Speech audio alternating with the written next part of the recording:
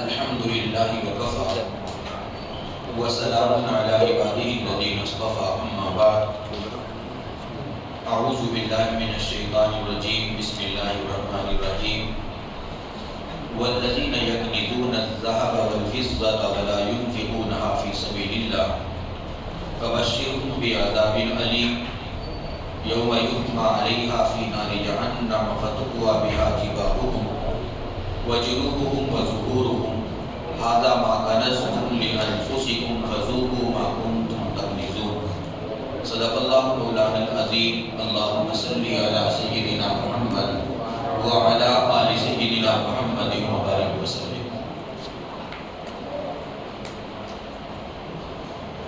زکوٰۃ اسلام کا دوسرا رکن ہے. قرآن کریم میں تقریباً 32 جگہ اللہ تعالیٰ نے زکوٰۃ کو نماز کے ساتھ ملا کے بیان فرمایا ہے. اقیموا الصلاۃ وآتوا الزکاۃ، نماز پڑھو زکوٰۃ ادا کرو. زکوٰۃ جس طرح اس امت پر فرض ہے پچھلی امتوں پر بھی فرض تھی. سورہ مریم میں حضرت عیسیٰ علیہ السلام کا جہاں تذکیر آیا وہاں حضرت عیسیٰ علیہ السلام نے فرمایا وَأَوْصَانِي بِالصَّلَاةِ وَالزَّكَاةِ مَا دُمْتُ حَيًّا، مجھے اللہ نے یہ وصیت کی ہے کہ میں نماز پڑھوں اور زکوٰۃ دیتا رہوں جب تک میں زندہ رہوں. اسی صورت میں آگے چل کر حضرت اسماعیل علیہ السلام کا ذکر ہے، وہاں بھی نماز اور زکوٰۃ کا تذکرہ ہے. وَكَانَ يَأْمُرُ أَهْلَهُ بِالصَّلَاةِ وَالزَّكَاةِ وَكَانَ عِندَ رَبِّهِ مَرْضِيًّا، کہ وہ نماز کا اور زکوٰۃ کا حکم دیتے تھے. اسی طرح اس امت پر بھی اللہ تعالیٰ نے زکوٰۃ فرض کی ہے. مال میں غریبوں کا ایک حق اللہ پاک نے متعین فرمایا، اور وہ حق اس لیے متعین فرمایا، اس کی بڑی حکمتیں بیان کی. جیسے ایک حکمت کل آپ کے سامنے عرض کی کہ اللہ تعالیٰ محبت کا امتحان لینا چاہتے ہیں کہ بندہ اللہ سے محبت زیادہ کرتا ہے کہ مال سے محبت زیادہ کرتا ہے. اگر اللہ سے محبت کرے گا تو وہ سوچے گا کہ مال اللہ کا دیا ہوا ہے اور اللہ کا مطالبہ ہے کہ مجھے اللہ کے بندوں پر خرچ کرنا ہے تو میں خرچ کروں گا، تو خوش دلی کے ساتھ وہ خرچ کرے گا. اس کا مطلب وہ محبت میں کامیاب ہو گیا. اور اگر وہ خرچ کرتے ہوئے غمزدہ ہوگا، خوش دلی کے ساتھ خرچ نہیں کرے گا یا خرچ ہی نہیں کرتا ہے، تو اس کا مطلب اس کے دل میں اللہ کی محبت نہیں ہے، مال کی محبت ہے. تو یہ محبت میں ناکام ہے، امتحان میں ناکام ہے. دوسری حکمت زکوٰۃ کی یہ بیان فرمائی علماء نے کہ اللہ تعالیٰ بندے کا روحانی علاج چاہتے ہیں. جیسے جسمانی بیماریاں لگتی ہیں نا، اسی طرح انسان کو روحانی بیماریاں بھی لگتی ہیں، اور روحانی بیماریاں جسمانی بیماریوں سے زیادہ خطرناک ہیں. اور یہ بیماریاں کینسر کی طرح ہیں. کینسر کتنا گھاتک ہوتا ہے اور کیسی تباہی لاتا ہے. بعض دفعہ ایک بندے کا کینسر ہوتا ہے، اس کو بچانے کے لیے پورا گھر اجڑ جاتا ہے، ساری کمائی ختم ہو جاتی ہے، مگر وہ بندہ پھر بھی نہیں بچ پاتا، گھر کے گھر اجڑتے ہوئے دیتے ہیں. تو جیسے کینسر ایک جسمانی بیماری ہے، اسی طرح کچھ روحانی بیماریاں ہیں. ان بیماریوں کا علاج اللہ رب العزت چاہتے تھے، اور یہ بیماریاں مالداری میں لگتی ہیں. ان بیماریوں میں سے ایک بیماری ہے بخل کی بیماری، بخیل بننا. ایک ہے سخاوت اور ایک ہے بخیل ہونا. سخاوت یہ اللہ کی صفت ہے، اور بخیل ہونا یہ روحانی بیماری ہے انسان کے اندر. کوئی بندہ اگر بخیل ہے تو سمجھ لے کہ وہ روحانی بیمار ہے. بیمار کے پاس میں بندے لوگ بیٹھنا پسند نہیں کرتے، کبھی ہمیں بیماری نہ لگے.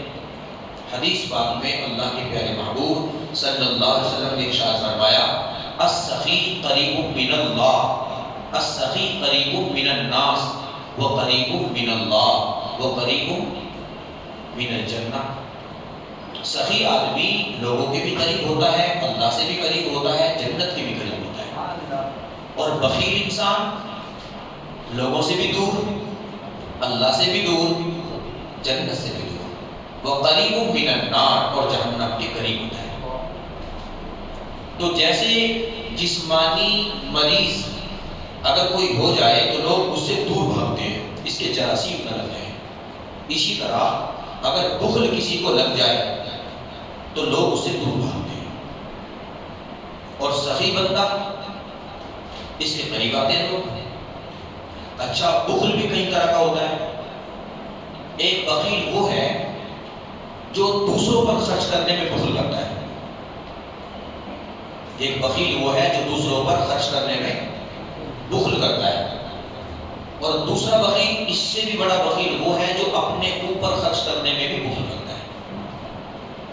مال کا چوکیدار بنا ہوتا ہے، پیسے والا ہے، گھر میں پیسہ موجود ہے، کپڑے دیکھو تو فقیر لگتا ہے، اس کا کھانا پینا دیکھو تو یہ بھکاری لگتا ہے، اس کا مکان دیکھو، رہن سہن دیکھو، وہ اللہ کے بندے، اللہ نے پیسہ دیا، اچھا پہن، اچھا کھا، اچھے مکان میں رہ، اچھی سواری کا انتظام کر، کس کے لیے کمانا ہے؟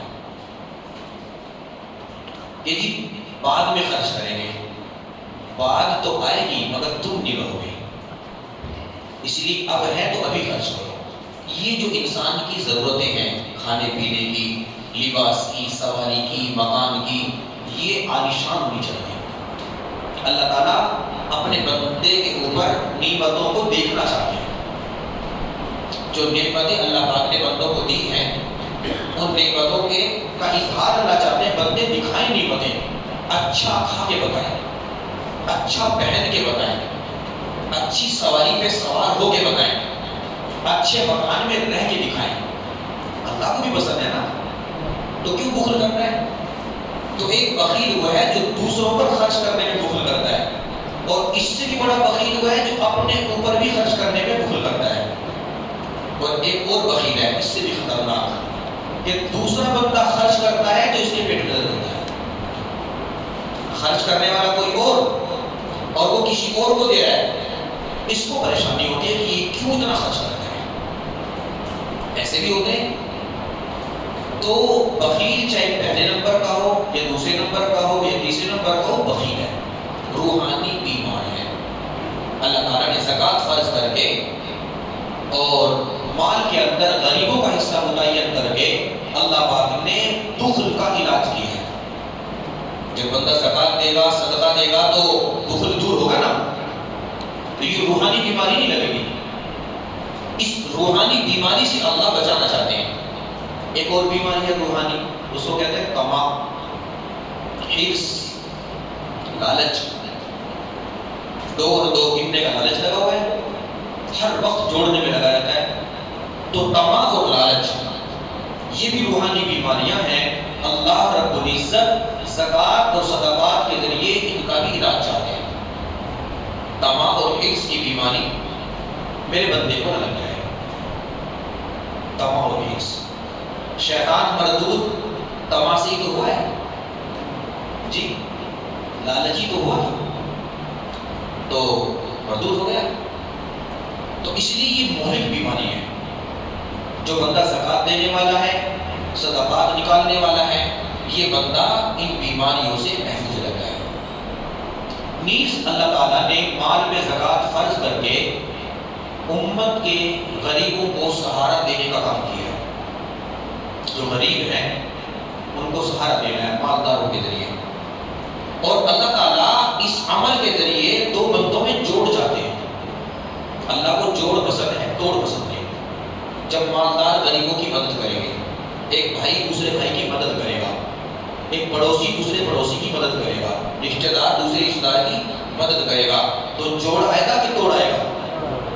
دلوں میں جوڑ پیدا ہوگا نا، بھائی میرا بھائی کتنا خیال رکھتا ہے، بہانے تلاش کرتا ہے۔ اسی لیے کہا گیا زکوٰۃ دے رہے ہو تو دیکھ لو مصرف ہے، بغیر بتائے یہ مت بتاؤ زکوٰۃ ہے، دیکھو صدقہ دے رہے ہو، مصرف اگر ہے وہ تو بغیر بتائے زکوٰۃ کا نام لینا ضروری نہیں ہے۔ کوئی احساس کمتری کا شکار ہوگا کہ مجھے زکوٰۃ دے رہے ہیں، کہنا ضروری نہیں، بس لو، آپ اپنی ضرورتیں پوری کرو، مصرف ہونی چاہیے، ان کی تفصیل آگے آتی ہے۔ تو ایک حکمت اس کی یہ بھی ہے کہ اللہ تعالیٰ غریبوں کو سہارا دینا چاہتے ہیں، اور ایک حکمت یہ بھی ہے اللہ تعالیٰ اپنے بندوں میں جوڑ چاہتے ہیں۔ جب ایک دوسرے کی مدد کرو گے تو دلوں میں جوڑ پیدا ہوگا، اپنائیت آئے گی، محبتیں پروان چڑھیں گی، دوریاں ختم ہوں گی، عداوتیں مٹ جائیں گی۔ آپ دشمن کی بھی مدد کرو وہ بھی دوست بن جائے گا، بنتا ہے نہیں بنتا ہے؟ تو اس عمل کے ذریعے اللہ تعالیٰ یہ چاہتے ہیں۔ نیز جب مال کی زکوٰۃ نکلتی ہے تو جو ما بقیہ مال ہوتا ہے وہ مال زکوٰۃ کے نکلنے کے بعد زکوٰۃ باقی مال کو پاک کر دیتی ہے۔ اگر زکوٰۃ نہیں نکالی تو سارا کا سارا مال خراب ہو جاتا ہے۔ حدیث پاک میں اللہ کے پیارے محبوب علیہ السلام نے ارشاد فرمایا، جس مال کی زکوٰۃ نکلتی ہے، زکوٰۃ نکلنے والا پیسہ ما بقیہ پیسے کو پاک کر دیتا ہے۔ جس نے پاک کمایا اور زکوٰۃ نکالی تو ما بقیہ پیسہ اس کا پاک ہو گیا، اور جس نے حرام کمایا اور حرام کما کے اس میں سے زکوٰۃ نکالتا ہے تو زکوٰۃ اس حرام کے پیسے کو حلال اور پاک نہیں کرے گی۔ حرام حرام ہے، بلکہ یہ توہین ہے کہ آپ حرام کا کما کے اس میں سے زکوٰۃ نکال رہے ہو۔ توہین ایسا ہے جیسے بے وضو نماز پڑھ رہے ہو، جنابت کی حالت میں نماز پڑھ رہے ہو، تو جنابت کی حالت میں نماز پڑھنے والے کو ثواب ملے گا گناہ ملے گا؟ گناہ ملے گا۔ اسی طرح حرام اگر کمایا ہے تو اس میں زکوٰۃ نہیں، کمایا کیوں ہے؟ اس کا تو محاسبہ ہوگا، اس کا مواخذہ ہوگا، معاقبہ ہوگا، اس پر سزا ملے گی۔ حدیث پاک میں اللہ کے نبی علیہ السلام نے ارشاد فرمایا، حلالھا حساب حرامھا عقاب۔ جو حلال کماؤ گے حساب اس کا ہوگا، حرام کا حساب نہیں، حرام پر سزا ملے گی، حرام پر سزا ملے گی۔ تو مال کی زکوٰۃ نکلنے کے بعد میں جو باقی مال ہے اس کو پاک کر دیا گیا۔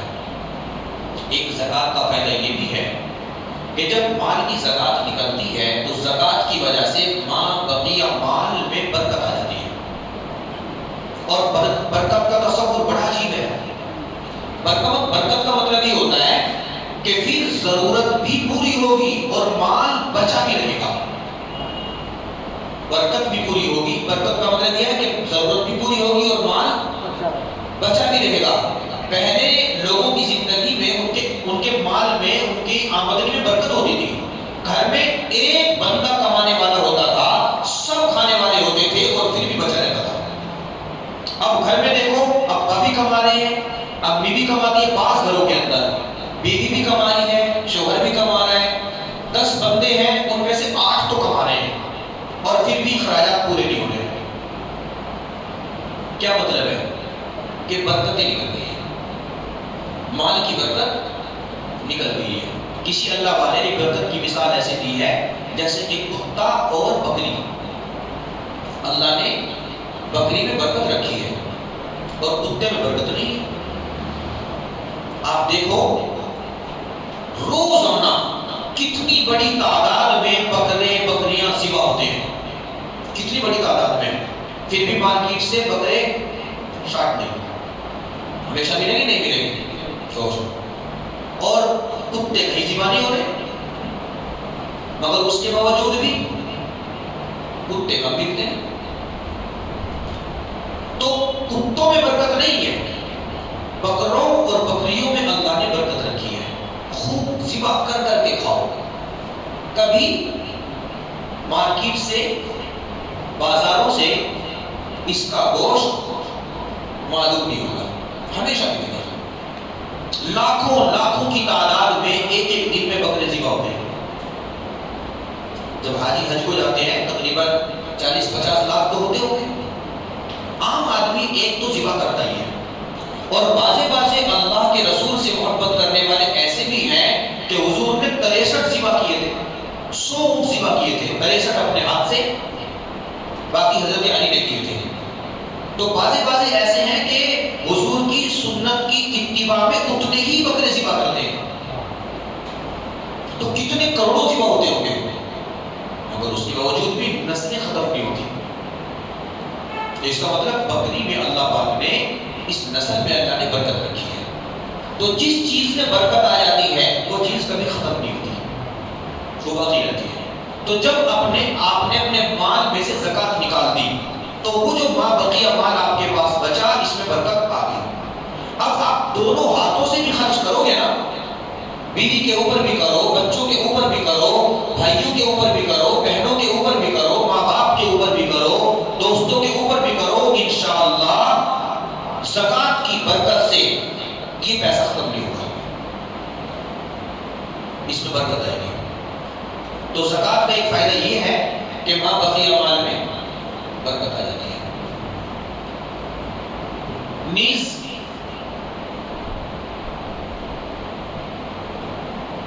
بندہ اگر زکات نہ نکالے تو یہ اللہ کے یہاں مجرم ہے.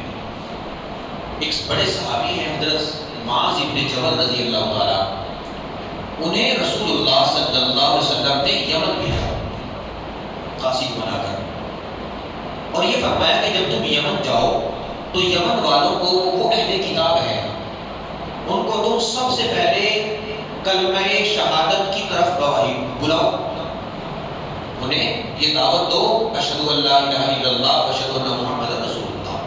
جب وہ اس کی گواہی دے دیں, مطمئن ہو جائیں, اس کے بعد ان کو بتاؤ کہ اللہ نے جس پر تم ایمان لائے ہو اس نے دن رات میں 5 نمازیں فرض کی ہیں, پڑھو. جب وہ نماز بھی پڑھنے لگے تو ان کو بتاؤ کہ اللہ نے تمہارے مالوں میں زکات حد فرض کی ہے, اور وہ زکات ان کے مالداروں سے لے کے انہی کے غریبوں کو دے دو. دھیان آنے کی ضرورت نہیں ہے, ان کے مالداروں سے لو, خذ من اموالہم صدقۃ تطہرہم وتزکیہم بہا, ان کے مالداروں سے لو اور ان کے غریبوں میں, یہ بھی نہ ہو کہ لے کے وہاں جا رہے ہو, انہیں کو دو. اور پھر تیسری بات یہ بھی ارشاد فرمائی, چوتھی بات کہ زکات وصول کرنے میں احتیاط سے کام لینا, یعنی اعلیٰ معیار کا مال نہیں لینا, اچھا چھانٹ کے لے لو, میڈیم قسم کا لینا. اور پھر یہ بھی ارشاد فرمایا کہ مظلوم کی بددعا سے بچنا, کیونکہ مظلوم کی بددعا اور اللہ کے درمیان میں کوئی حجاب نہیں ہوتا. جب مظلوم بددعا کرتا ہے تو یہ بددعا آسمانوں کو چیر کر فوراً عرش پر پہنچتی ہے. اگر آپ نے کسی کے اوپر ظلم کیا اور اس نے بددعا, اس نے بدلہ لے لیا, یہ پھر ڈرنے والی بات نہیں. اگر آپ نے کسی پر ظلم کیا اور اس نے بدلہ نہیں لیا تو یہ بہت ڈرنے والی بات ہے. جب اس نے رد عمل نہیں دکھایا تو اس پر رد عمل اللہ کی طرف سے آئے گا. سمجھ میں آ رہا ہے؟ اگر اس نے خود بدلہ لے لیا تو اللہ کے بدلے سے بچ گئے, ادلا بدلہ ہو گیا. اور اگر اس نے کہیں بدلہ نہ لیا تو تھا نا, بزرگ جا رہے تھے جی, ادھر سے جوڑا آ رہا تھا, میاں بیوی کا کیچڑ میں پاؤں پڑا, ان کی جو بیگم تھی ان کے کپڑے خراب ہو گئے, اور اس نے منہ بنایا, منہ چڑھایا, تو جو ساتھ میں مرد تھا غصے میں تن کے آیا اور اللہ والے کے منہ پہ تھپڑ لگایا. انہوں نے چپ چرا کچھ نہیں, ایک لفظ زبان سے نکالا, حالانکہ جان بوجھ کے نہیں ہوا تھا کچھ بھی, اچانک کیچڑ میں پاؤں پڑا تھا اور کیچڑ کچلا تھا اور کپڑے بہت ہی خراب ہوئے تھے, مگر اس نے جو اس کا محبوب تھا, عاشق تھا, اس نے تھپڑ مار دیا. تو انہوں نے ایک لفظ نہیں بولا, تھپڑ کھا کے چپ چاپ چل دیے. ابھی چند قدم چلے تھے, وہ جا رہے تھے ادھر کو, وہ جوڑا ادھر کو جا رہے تھے, پیچھے سے دھڑام سے گرنے کی آواز آئی اور عورت نے چیخ ماری. عورت نے چیخ ماری تو پیچھے جو مڑ کے دیکھا تو وہ جو عاشق تھا نا جس نے تھپڑ مارا تھا, وہ زمین پہ گر پڑا ہے اور تڑپ رہا ہے. یہ دوڑے اس کی طرف, تو جب تک وہاں پہنچے یہ تڑپ تڑپ کے مر چکا تھا. اس عورت نے یہ دامن پکڑ لیا, اس نے کہا تم نے میرے شوہر پہ کچھ کر دیا, تم نے بددعا کی ہے. اللہ کی بندی, میں نے کچھ نہیں کیا, میں نے یہ عمل پر رد عمل ہے. یہ عمل پر اللہ والوں کو بے سہارا سمجھتے ہو, ان کا کوئی نگہبان نہیں, ان کا کوئی پرسانے والا نہیں, ان کی دیکھ ریکھ کرنے والا کوئی نہیں. ان پر ظلم و زیادتی کرو, کوئی ان کو ان کے بارے میں پوچھنے والا نہیں ہے. تو اللہ والے نے کہا اصل میں معاملہ یہ بنا کہ میرے پاؤں کیچڑ میں پڑے، تمہارے کپڑے خراب ہوئے اور تمہارے یار کو غصہ آیا۔ کپڑے تمہارے خراب ہوئے اور یار کو غصہ آیا، اسے غصہ آیا، اس نے میرے منہ پہ تھپڑ مارا۔ جب میرے منہ پہ تھپڑ لگا تو میرے یار کو غصہ آیا، پھر اس نے تیرے یار کے منہ پہ مارا۔ سمجھ رہے ہو؟ تو تیرے یار کی جو مار تھی میں تو جھیل گیا، مگر میرے یار کی جو مار تھی وہ تیرا یار نہیں جھیل پایا۔ سمجھ میں آ رہا ہے؟ یہ قدرت کا شکنجہ ہے، جب یہ کستا ہے اور جب یہ بڑھتا ہے تو بندہ مر جاتا ہے۔ اسی لیے کہا حضرت معاذ بن جبل رضی اللہ تعالیٰ کو کہ مظلوم کی بد دعا سے بچنا، یعنی آپ گورنر بن کے جا رہے ہو تو وہاں پہ کسی کے اوپر ظلم نہیں کرنا۔ تم نے اگر ظلم کیا عہدہ ہے تمہارے پاس میں اور اس نے کہیں بد دعا کر دی تو بد دعا آج تک ہو جائے گی۔ تو اس حدیث پاک میں نبی علیہ السلام نے کلمہ شہادت کے بعد نماز اور زکوٰۃ کا حکم فرمایا۔ اس کا مطلب جیسے نماز ضروری ہے اسی طرح زکوٰۃ بھی ضروری ہے۔ قرآن کریم میں اللہ تعالیٰ نے ارشاد فرمایا والذین یکنزون الذھب والفضة ولا ينفقونها فی سبیل اللہ فبشرهم بعذاب علیم، جو سونا چاندی جمع کرتے ہیں اور اس میں سے خرچ نہیں کرتے انہیں دردناک عذاب کی بشارت سنا دیجیے۔ یوم یحمى علیہا فی نار جہنم، اس سونے کو، اس چاندی کو، اس پیسے کو، اس روپیے کو، اس دینار کو، اس درہم کو یوم یحمى علیہا فی نار جہنم، جہنم کی آگ میں تپایا جائے گا۔ فتقوی بہا جباہہم وجنوبہم وظہورہم، اور اس گرم گرم دینار اور درہم سے، سونے اور چاندی سے اس کے پیشانی کو، پہلو کو، پیٹھ کو داغا جائے گا، جلایا جائے گا اور کہا جائے گا ھذا ما کنزتم لانفسکم فذوقوا ما کنتم تکنزون، یہ وہ خزانہ ہے جس کو تم جمع کرتے تھے، جس کی زکوٰۃ نہیں نکالتے تھے۔ گرم گرم لوہا اگر جسم پر لگایا جائے تو کیا حال بنے گا؟ تو جسم کو داغا جائے گا۔ حدیث پاک میں پیارے نبی علیہ السلام نے ارشاد فرمایا کہ جس بندے کو اللہ نے مال دیا اور وہ مال کی زکوٰۃ نہیں دیتا تو اس کا مال گنجا سانپ، گنجا سانپ جس کی آنکھ کے اوپر سفید دو نقطے ہوں گے، وہ بن کر اس کا انتظار کرے گا۔ جب یہ بندہ مرے گا، قبر میں جائے گا تو وہ سانپ اس کے گردن میں تو بنا کر ڈالا جائے گا۔ سانپ کا گنجا ہونا اس کے زیادہ زہریلے ہونے کی دلیل ہوتا ہے۔ اگر سانپ گنجا ہے نا، سمجھ لو زیادہ زہریلا ہے، اس کے زہر کی وجہ سے اس کے جسم پر بال نہیں بچتے اور آنکھوں کے اوپر سفید نقطوں کا ہونا اور زیادہ زہریلا ہونے کی دلیل ہے۔ تو ایسا زہریلا سانپ، اس کا مال سانپ کی شکل اختیار کرے گا اور تو بنا کے اس کے گلے میں ڈالا جائے گا اور یہ سانپ اس کے جبڑوں کو پکڑے گا اور بولے گا کہ میں تیرا مال ہوں، میں تیرا خزانہ ہوں، میں تیری دولت ہوں، میں تیری کمائی ہوں، اس میں سے تو نے زکوٰۃ نہیں نکالی، اللہ نے اسلحہ بنا کر مجھے تیرے اوپر مسلط کر دیا، اور وہ اس کو ڈستا رہے گا۔ خیر القرون کا دور ہے، صحابہ کا دور۔ ایک نوجوان کا انتقال ہوا، مدینہ منورہ میں قبر کھودی گئی۔ جب قبر کو کھودا گیا تو قبر ٹھیک ہے، جنازہ اٹھا کے، نماز جنازہ پڑھ کے اس کو قبرستان لایا گیا۔ تو جیسے جنازہ قبر میں پہنچا، اتارنے والے قبر میں اترنے لگے تو حیران ہو گئے کہ قبر سانپ بچھوؤں سے بھری پڑی ہے، بھری پڑی ہے۔ لوگ حضرت عبداللہ ابن عباس کے پاس آئے، فرمایا حضرت اس طرح کا معاملہ ہے، فرمایا قبر بند کر دو، دوسری قبر، اس کو بند کر کے کہیں اور قبر کھودی گئی۔ جب قبر کھودی تو ٹھیک، جب جنازہ وہاں لایا گیا تو اس قبر میں بھی سانپ اور بچھو بھرے ہوئے، اس کو بند کر دیا گیا۔ تیسری جگہ پھر قبر کھودی گئی تو ٹھیک ہے، مگر جب جنازہ وہاں پہ پہنچا تو اس قبر میں بھی سانپ اور بچھو بھرے ہوئے۔ لوگ عبداللہ ابن عباس کے پاس، فرمایا حضرت یہ معاملہ ہے، فرمایا پھر تو دنیا کے کسی بھی کونے میں اس کے لیے قبر کھودو، یہ سانپ بچھو ضرور اس قبر میں بھی انتظار کریں گے۔ ایسا لگتا ہے کہ یہ بندہ مالدار تھا اور اپنے مال کی زکات نہیں نکالتا تھا، اس کا مال سانپ بچھو کی شکل میں قبر میں انتظار کرتا ہے۔ اس نے پیسہ جمع کیا اولاد کے لیے، پیچھے والوں کے لیے، یہ قبر میں گیا، سزا یہ بھگت رہا ہے اور مزے پیچھے والے کر رہے ہیں۔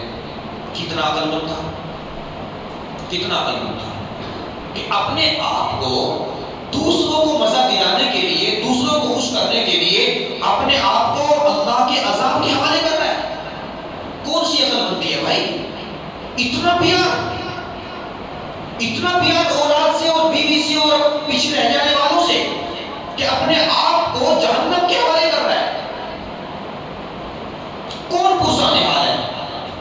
کون دیکھنے آتا ہے؟ قبر میں ایک دفعہ بند کر دیا گیا، دفن کر دیا گیا، کون دیکھنے آتا ہے؟ اس لیے عذاب قبر سے بچنے کے لیے زکات نکالیں، اللہ کے غضب سے بچنے کے لیے ان الصدقہ تطفئ لغضب الرب، یہ فرمایا کہ صدقہ اللہ کے غصے کو ٹھنڈا کرتا ہے۔ گناہوں کی وجہ سے اللہ ناراض ہوتے ہیں اور آپ اللہ کو منانا چاہتے ہیں تو پہلے صدقہ کرو، اس کے بعد میں اللہ کو مناؤ تو اللہ کا غصہ ٹھنڈا ہو جاتا ہے۔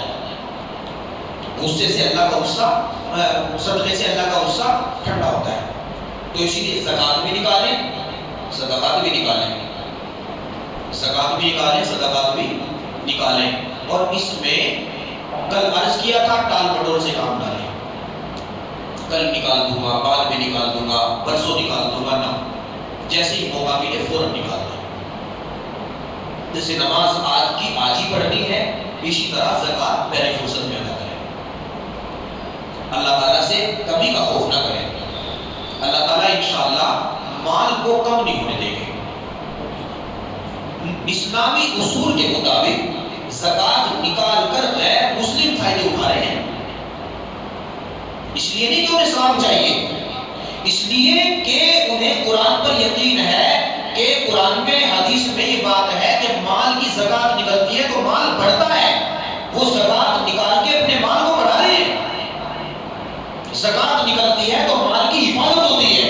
سہارنپور میں انگریز کے دور کا مشہور واقعہ ہے کہ بازار کی دکانوں میں آگ لگی اور سارا بازار جل کے راکھ ہو گیا، اور ایک انگریز کی دکان تھی، اس کی دکان میں سے ایک سامان نہیں جلا، اور جا کے بتایا گیا تو سارے مسلمان دوڑ لگا رہے ہیں بازار کی طرف۔ اس کو بتایا گیا کہ بازار جل رہا ہے تو کہتا ہے کہ بازار جل رہا ہوگا، میرا سامان نہیں جلے گا۔ انگریز کہتا ہے میرا سامان نہیں جلے گا۔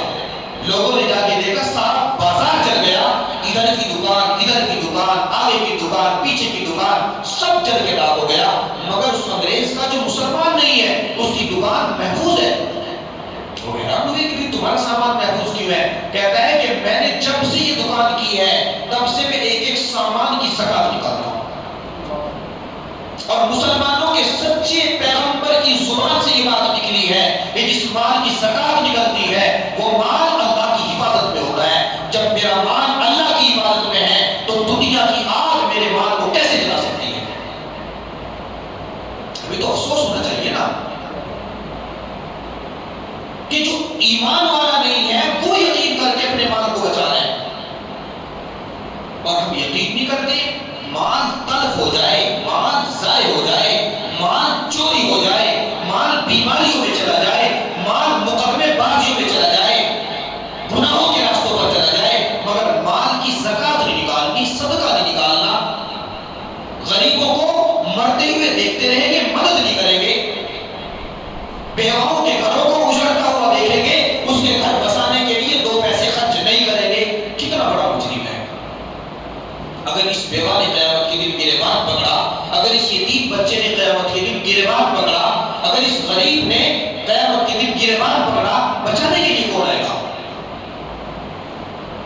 تو صرف اس لیے نہیں کہ مال کی حفاظت ہوگی، اس لیے بھی کہ یہ آپ کے مال میں جو اللہ نے آپ کو دیا ہے عارضی، اللہ پاک نے اس مال کا عارضی طور پر مالک بنایا ہے، عارضی، سمجھ رہے ہیں؟ حقیقی نہیں، مال پر حقیقی ملکیت اکیلے اللہ کی ہے. جیسے اس جسم کے اوپر ملکیت کس کی ہے؟ جی اللہ کی ہے. اگر اس پر میری ملکیت ہوتی تو خودکشی حرام کیوں ہوتی؟ جی خودکشی حرام ہے نہیں ہے؟ بھئی میں مالک ہوں اپنے جسم کا، میں جیوں یا مروں.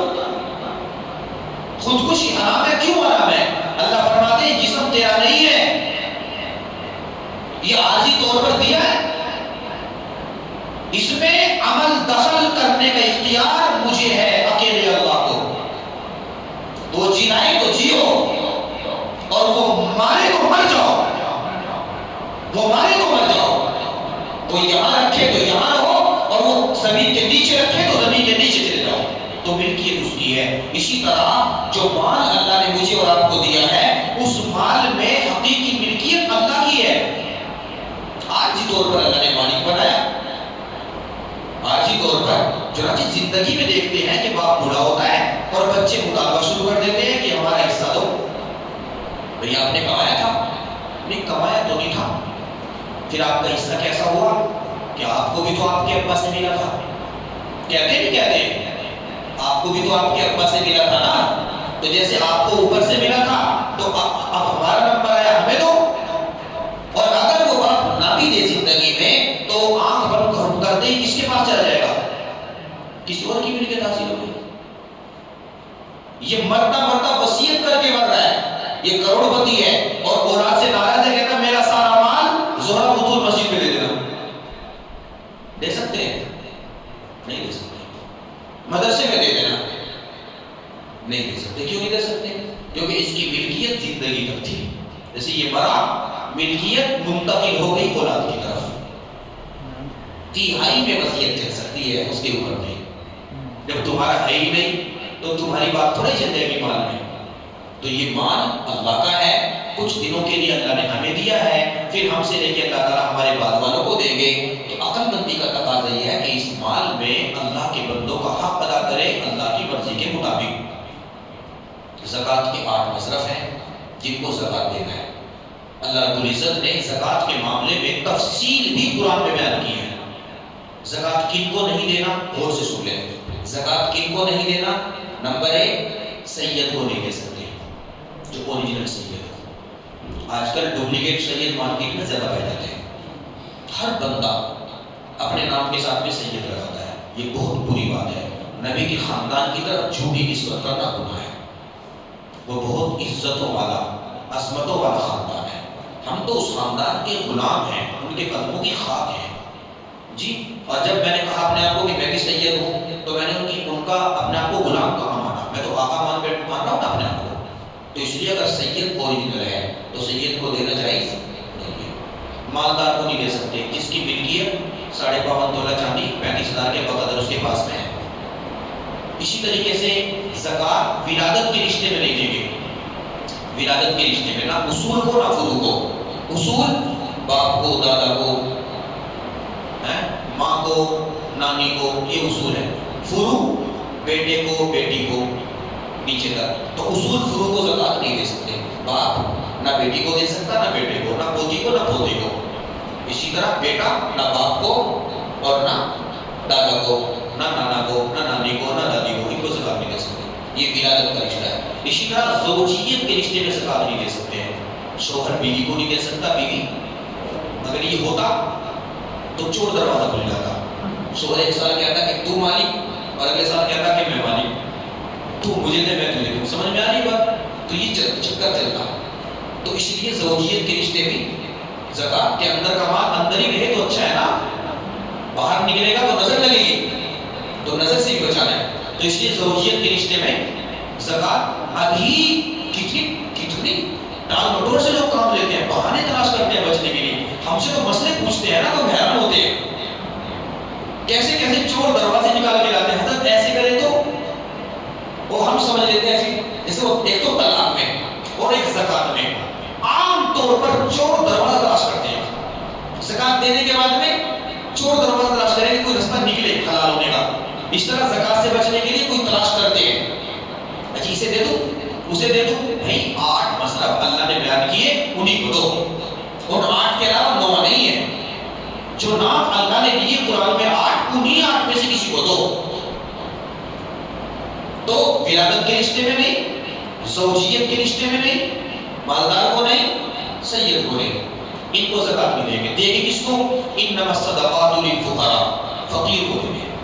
فقیر کسے کہتے ہیں؟ جس کے پاس میں ایک وقت کا کھانا بھی موجود نہ ہو، اس کو فقیر کہتے ہیں، اسے زکات دیں. والمساکین، مسکین کو دے سکتے ہیں، اس کے پاس میں ہے کھانے پینے کے رہائش ضرورت کے انتظامات ہیں، مگر اتنا ہے کہ اس کی ضرورتیں پوری نہیں ہوتی. ہے تو صحیح اس کے پاس ملکیت، مگر اس کے گھر والوں کی ضرورتیں پوری نہیں ہوتی، اس کو بھی زکات دے سکتے ہیں. والعاملین علیہا، زکات وصول کرنے کے لیے جن کو متعین کیا جاتا ہے ان کو بھی زکات دے سکتے ہیں. والمؤلفۃ قلوبہم، تالیف قلب کے لیے ایک غیر مسلم مسلمان ہوا، اس کے دل کو مائل کرنے کے لیے، مضبوط کرنے کے لیے اسلام پر، ایمان پر، اس کو بھی زکات دے سکتے ہیں. یا وہ مسلمان بھی ہوا، اسلام کی طرف آیا، میلان ہے، باتیں کچھ اس طرح کی کرتا ہے کہ لگتا ہے کہ اگر اس کو زکات اوقات دے کے اس کی مدد کی گئی تو اس کا میلان اور بڑھے گا، تو اس کو بھی زکات دے سکتے ہیں. بتائیں نہیں زکات ہے، نہیں دو بھائی، ہمارے مذہب میں دوسرے کی ہیلپ کرتے ہیں تاکہ وہ جلدی سے آئے. یہ ہے والمؤلفۃ قلوبہم. وفی الرقاب، غلام اپنی ہوتے غلاموں کو آزاد کرانے میں بھی زکات دے سکتے ہیں. والغارمین، کوئی قرضوں میں ڈوبا ہوا ہے، اس کے قرضوں کو ادا کرانے کے ادائیگی کے لیے بھی زکات دے سکتے ہیں. لیکن وہ قرضے گناہوں کے لیے نہ لیے گئے، شراب بھی کیا لینے گئے جی، تو وہ تو شراب کی مدد کر رہا ہے.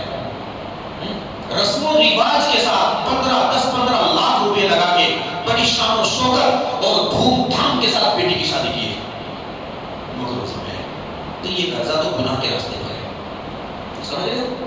لڑکی کی شادی میں، سن لے غور سے، لڑکی کی شادی میں کوئی خرچ لڑکی کا نہیں ہوتا اسلامی روح سے.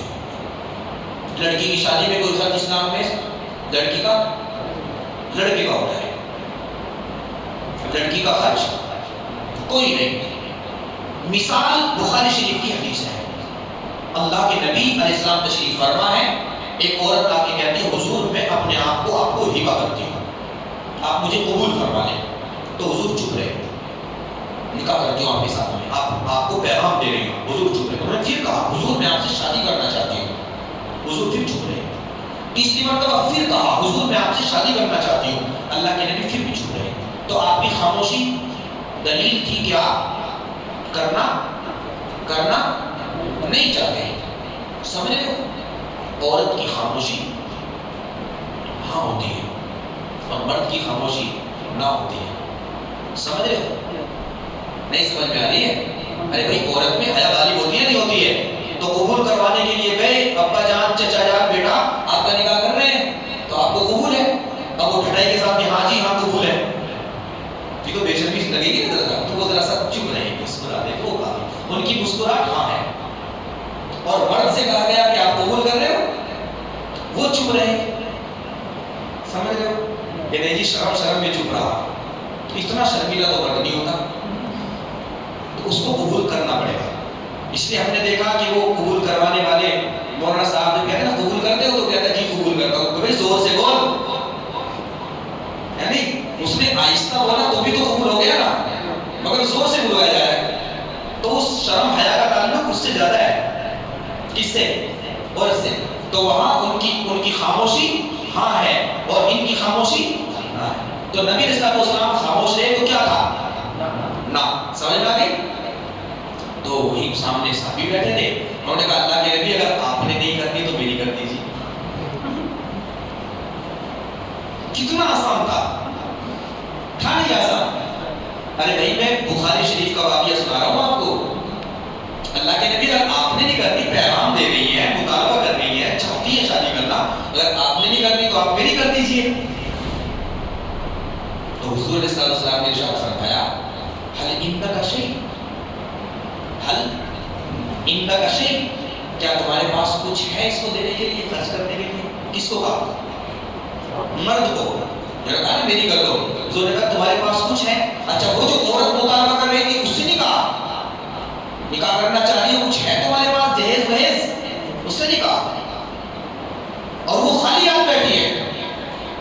بھائی گھر در ہے کہ نہیں ہے؟ وہ بیٹھی ہے، اسے ایک لفظ نہیں بولا، ان کو بولا حل ان کا شیء، آپ کے پاس کچھ ہے دینے کے لیے؟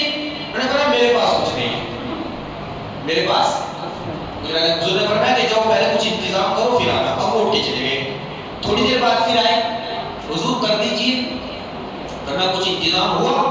جی اللہ کے نبی نہیں ہوا۔ فرمایا جاؤ کچھ انتظام کر کے آؤ، پھر گئے، پھر آئے، حضور کر دیجیے، کچھ ہے دینے کے لیے؟ فرمایا حضور کچھ نہیں، بس ایک دھوتی ہے، دھوتی جانتے ہو؟ لنگی جو بڑے بوڑھے پہنتے ہیں ڈبل کر کے لنگی، دھوتی وہ ہے۔ تو فرمایا چلو یہی دے دو مہر میں، مہر میں۔ تو انہوں نے فرمایا اللہ کہ میں پوری تو نہیں دے سکتا، آدھی دے سکتا ہوں۔ دیکھو کھڑے لوگ تھے، کھڑے صاف ستھرے، جو دل میں ہے وہی زبان پہ ہے۔ اب منافقت عام ہے، اندر کچھ اور ہوتا ہے، زبان پہ کچھ اور ہوتا ہے جی۔ 1.5 لاکھ روپیے مہر باندھو، دینا تو ہے نہیں، چرچا تو ہوگا نا، زہرا بطول کے قریبی مکان ہے، لگتا تو قریب ہے مگر مہر دیکھو 1.5 لاکھ روپے مدین کروایا ہے، تو نام ہے، نام تو ہوگا، اندر ارادہ نہیں ہے دینے کا کہ جی معاف کر دیا تھا، تو بھائی اس نے معاف کیا تھا، آپ نے کروایا کیوں تھا؟ آپ کو تو مہر دینا چاہیے، مہر کو معاف نہیں کروانا چاہیے، مہر دینا چاہیے، وہ اس کی قیمت ہے، مل کے غذا کا بدل ہے، ادا کرنا چاہیے۔ تو فرمایا لنگی اس میں سے آدھی دے دوں گا۔ پھر حضور نے فرمایا اچھا یہ بتاؤ تمہیں قرآن آتا ہے؟ تو صحابی نے کہا حضور ہاں چند سورتیں آتی ہیں، سورہ بینہ، سورہ نبا اور سورہ نازیات وغیرہ، چند سورتوں کے نام فرمائے۔ حضور نے فرمایا اچھا، پھر ان کی طرف مخاطب ہوئے جو بیٹھی تھی، ان سے فرمایا اچھا تم یہ بتاؤ اگر میں تمہارا مہر اللہ کا قرآن بنا دوں تو کیا تمہیں پسند ہے؟ تمہارا مہر اللہ کا قرآن، کہ جو سورتیں ان کو یاد ہیں مہر میں وہ سورتیں تمہیں یاد کرائیں، تو کہتے ہیں کہ وہ اچھل کے پڑی خوشی کے مارے، پہلے اللہ کے نبی جی میں تو دنیا کی سب سے خوش قسمت عورت بن جاؤں گی کہ اللہ کا قرآن میرا مہر بن جائے، اللہ کا قرآن میرا مہر۔ حضور نے ان کا نکاح بنا دیا، نکاح ہو گیا، اور اس سے پوچھا کچھ ہے تمہارے پاس میں؟ اس کا مطلب یہ ہوا کہ لڑکی کی شادی میں لڑکی کا خرچ نہیں ہوتا، مہر ادا کرنا وہ بھی لڑکے نے، ولیمے کا انتظام کرنا ہے وہ بھی۔ اب تو غلط غلط چل رہا ہے نا، شادی محل آپ بک کر دو، کھانا ہم دے دیں گے، اب تو یہ چل رہا ہے نا۔ وہ بارات کا کھانا بند کیا، علماء نے محنت کی، کوشش کی، بارات کی دعوت پر پابندی لگائی تو ولیمہ نکلا جی، اور ولیمے سے بھی پھر بدبختوں نے ایک راستہ نکال لیا باز نے، سب نہیں آپ کو چھوڑ دیں، آپ ناراض ہو جائیں گے، تو وہ راستہ نکالا۔ لڑکی والوں کہتے ہیں شادی محل آپ بک کر لو، کھانا ہماری طرف سے، تو بھئی کھانے میں شادی محل بھی تو شامل ہے نا، تو جب آپ نے شادی محل ان سے بک کروایا 2 لاکھ روپے میں اور 2-2.5 لاکھ روپے آپ کے لگے، تو کھانے میں آدھا خرچ تو ان کا ہوا، تو ولیمہ آپ کی طرف سے کہاں ہوا؟ یہ تو خلط ملت ہو گیا، نہ ادھر کے رہے نہ ادھر کے رہے، نہ خدائی ملا نہ عیسیٰ علیہ السلام، نہ ادھر کے رہے نہ ادھر کے رہے، کچھ بھی نہیں رہا، ثواب تو نہیں ملے گا، ایسے شکل بدل دی۔ تو عرض یہ کر رہا تھا مہر کا انتظام لڑکے نے کرنا ہے، ولیمے کا انتظام لڑکے نے کرنا ہے، گھر کا انتظام لڑکے نے کرنا ہے، اس کے لباس کا انتظام لڑکے نے کرنا ہے، اس کے علاج و معالجے کا انتظام اس نے کرنا ہے، اس نے تو کچھ کرنا ہی نہیں۔ اب اس بندے نے 5-7-10 لاکھ روپے قرضہ کر کے بیٹی کی شادی کیا دھوم دھام سے، یہ والا قرضہ ہے، تو ایسے قرضے نہیں، سمجھ رسم و رواج کے قرضے نہیں۔ تو ایک یہ بھی ہے والغارمین، کوئی قرضوں میں ڈوب گیا تو اس کی قرضے کی ادائیگی بھی زکوٰۃ کے پیسوں سے کرا سکتے ہیں، وہ فی سبیل اللہ، اور جو اللہ کے راستے میں نکلتے ہیں، اللہ کے دین کا کام کرتے ہیں، تبلیغی جماعت میں لگ رہے ہیں، ان کو بھی آپ دے سکتے ہیں زکوٰۃ کا پیسہ جی، اگر نہیں ان کے پاس میں ہے۔ اسی طرح مدرسوں کے اندر دین کا کام کرنے والوں کو اگر زکوٰۃ کا پیسہ دیا تو ڈبل ثواب ملے گا۔ وہ ابن السبیل اور مسافر، ایک بندہ دوسرے اسٹیٹ کا رہنے والا ہے، وہاں مالدار ہے، یہاں غریب ہے یا اس کے پاس میں نہیں ہے پیسے، تو اس کی زکوٰۃ سے مدد کر سکتے ہیں۔ یہ 8 مصرف ہیں، اللہ تعالیٰ ہمیں عمل کی توفیق نصیب